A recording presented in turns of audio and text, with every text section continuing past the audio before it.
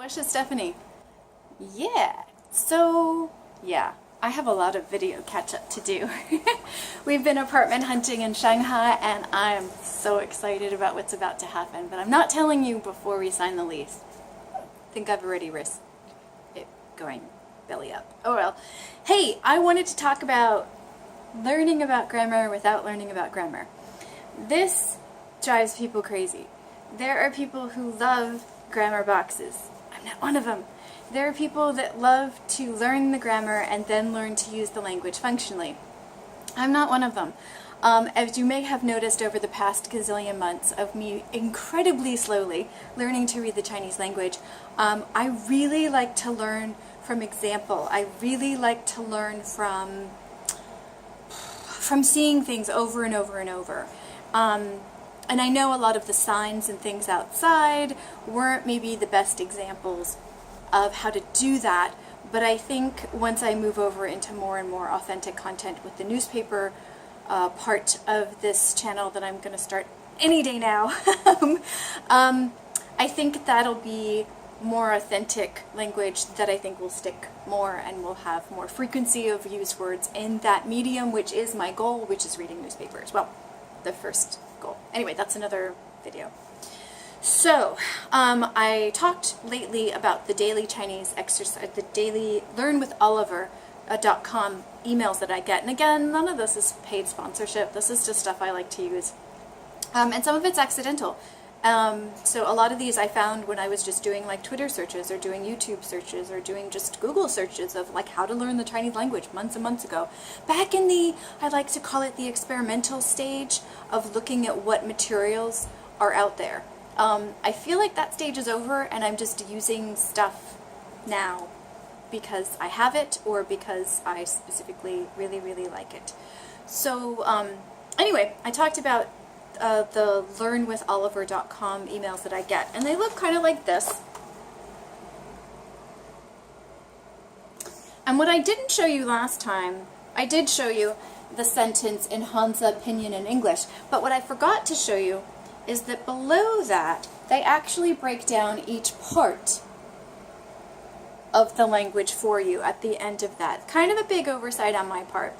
But not the entire reason I'm making this video. I'm making this video because of using the sentence that I just showed you to see how fluid, how beautifully simple the Chinese language can be on some level. And I know a lot of you are going to go, what? It's not easy. No, I never said easy. I said it can be simple on some level.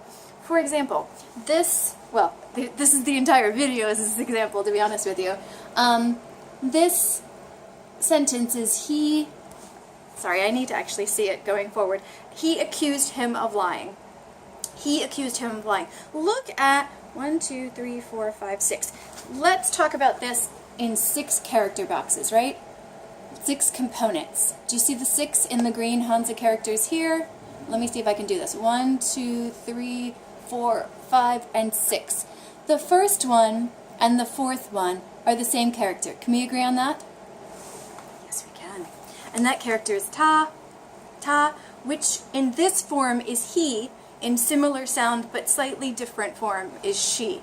But what this sentence shows us, and this isn't meant to be a grammar lesson, this is meant to show that sometimes the Chinese language simplicity is much, much nicer than Romance languages or English or anything else that changes so much, it's crazy.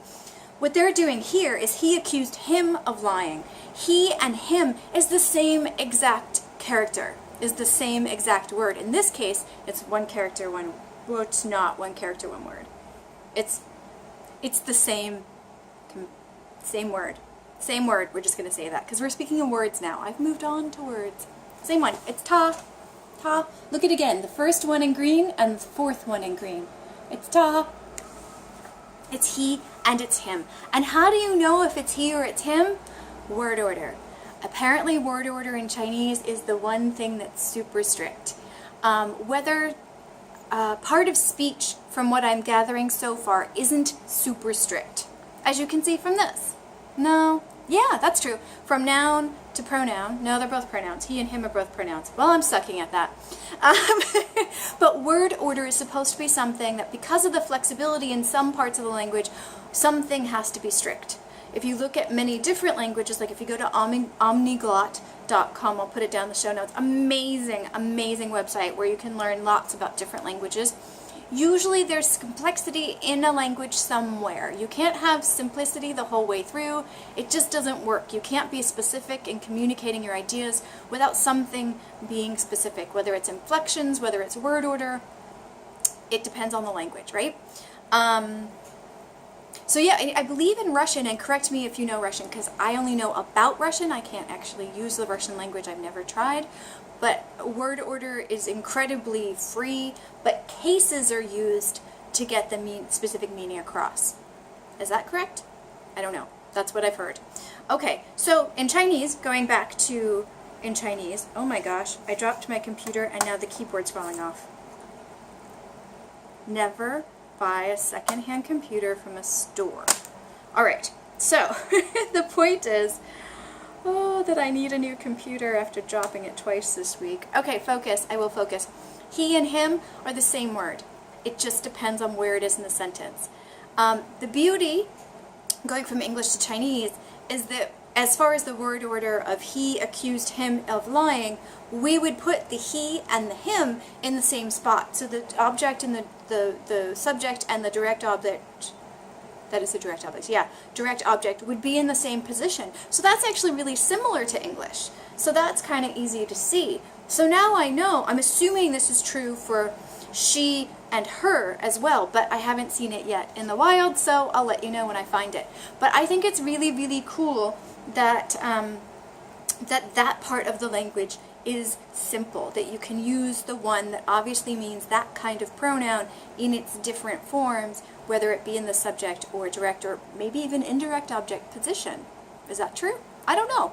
But it's this kind of looking at examples and knowing some of the words and looking at the full sentence and the context and deducing meaning from there. This is what I really like to do, and this is what a lot of language classes don't do, and it's what a lot of language tutors are really uncomfortable with doing. It's hard to teach this kind of discovery and learning the language, and it's hard to deal with a student who likes to do this, which is why I'm back to studying by myself, because I'm impossible to deal with.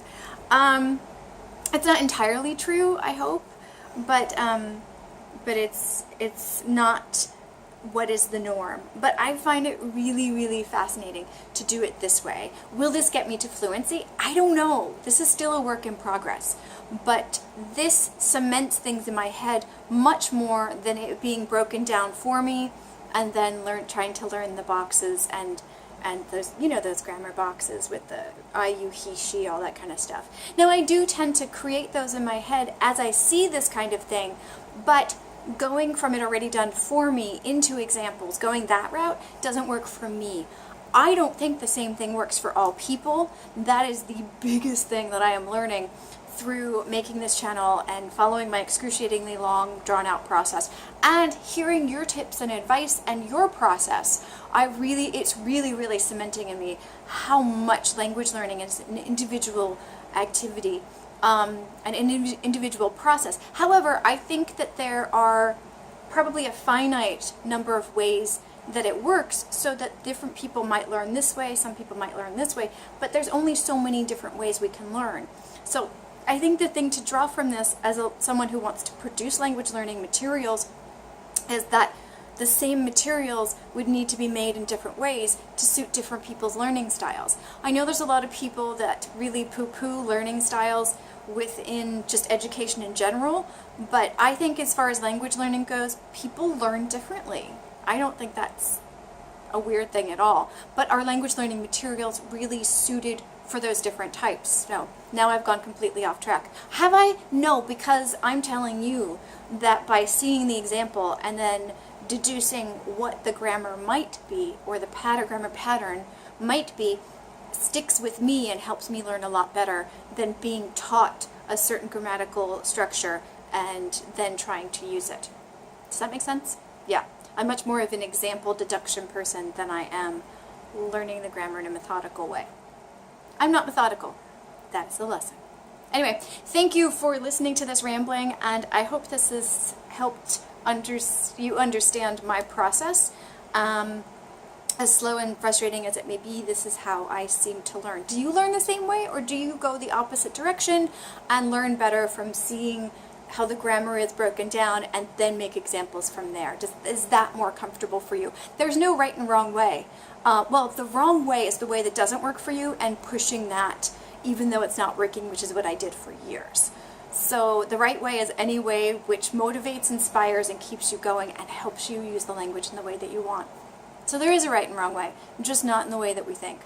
Thank you so much. Satyen.